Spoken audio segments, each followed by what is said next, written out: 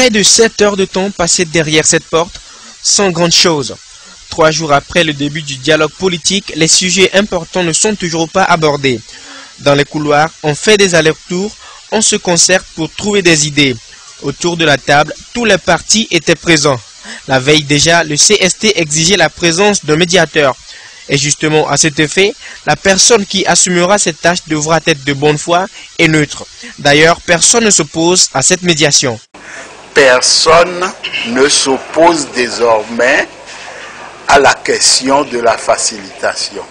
Le problème qu'il y a, à partir de quand un facilitateur peut entrer en jeu? Peut-on nous-mêmes tenter de résoudre un certain nombre de problèmes et, en cas de blocage, faire appel au facilitateur? Tous ceux qui sont de bonne foi peuvent jouer le rôle de facilitateur.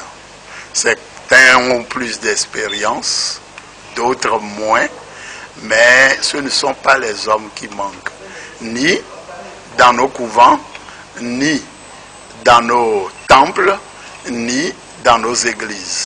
L'optimisme gagne désormais les esprits, même si le point de vue des uns et des autres reste divergent.